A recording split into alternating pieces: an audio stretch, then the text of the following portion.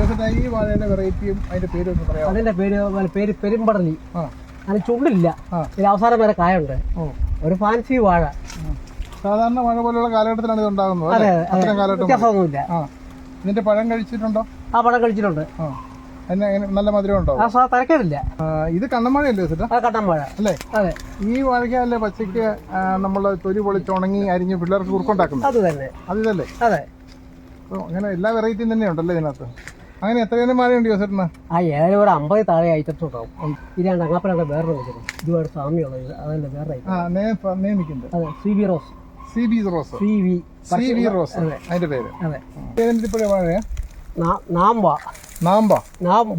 കുറിച്ച് വല്ല അറിയാമോ? ആദ്യം പഴുത്ത് കഴിഞ്ഞാൽ ഞാൻ പറയാം. അല്ലാതെ നമുക്ക് ഇതിന്റെ ഒന്നും അറിയത്തില്ല. ഇല്ല.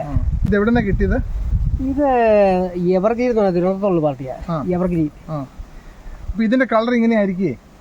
ഇത് എങ്ങനെ ഇത് മൂത്തോ പഴുത്തോ എന്നൊക്കെ അറിയുന്നത്? അത് ദിവസം നോക്കാത്തുള്ളത് വേറെ മാർക്കും ഒന്നും. അതാ ഞാൻ ചോദിച്ചത്. കാരണം സാധാരണ ഇതിലുള്ള കൊല മൂത്ത് കഴിയുമ്പോൾ നമുക്ക് അറിയാൻ പറ്റും, പഴുത്താലും അറിയാം. ഇത് ഒരു രക്ഷയില്ല. ഇത് മൂത്ത മരം എന്തെങ്കിലും കളർ മാറ്റം വരുമായിരിക്കും. ആ ഒരു പ്രതീക്ഷയിലാണ് നമ്മൾ നിൽക്കുന്നത്.